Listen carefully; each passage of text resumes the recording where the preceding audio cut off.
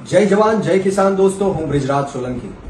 મિત્રો, ગુજરાતની અંદર ખેડૂતો માટે સૌથી મોટામાં મોટું આંદોલન આમ આદમી પાર્ટીના ગુજરાત પ્રદેશ અધ્યક્ષ ઈશુદાનભાઈ ગઢવી કરવા જઈ રહ્યા છે। આવનારી તારીખ 29ના રોજ ખંભાળિયા ખાતે જે વિસ્તારોની અંદર વરસાદ નથી પડ્યો અને પાણી ન હોવાના કારણે, પાણીની અછત હોવાના કારણે જે ખેડૂતોને પાકમાં નુકસાની થઈ છે, ત્યારે આ વર્ષ દુષ્કાળગ્રસ્ત ઘોષિત કરવા માટે, અનેક જિલ્લાઓને દુષ્કાળગ્રસ્ત ઘોષિત કરવા માટે, યોગ્ય સહાય આપવા માટે અને ખેડૂતોના હક, અધિકાર અને ન્યાયની વાત કરવા માટે ઈશુદાનભાઈ ગઢવી દુષ્કાળ ઘોષણા સત્યાગ્રહ ઉપર આંદોલન કરી રહ્યા છે, ધરણા ઉપર બેસી રહ્યા છે।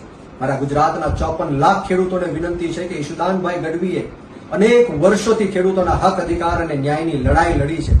ટીવીના માધ્યમથી, ન્યૂઝના માધ્યમથી ઈશુદાનભાઈ ગઢવીએ ખેડૂતોનો અવાજ બુલંદ કર્યો છે, ખેડૂતોનો અવાજ સરકાર સુધી પહોંચાડવાનું કામ કર્યું છે। ત્યારે ખેડૂતો માટે જો ઈશુદાનભાઈ ગઢવી આંદોલન ઉપર બેસતા હોય, ધરણા ઉપર બેસતા હોય, તો આપણી પણ નૈતિક જવાબદારી છે કે ઈશુદાનભાઈ ગઢવીને આપણે સાથ સહકાર આપીએ।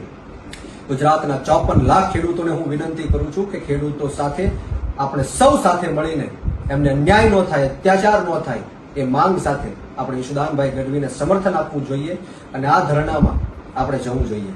જય જવાન જય કિસાન, ભારત માતા કી જય।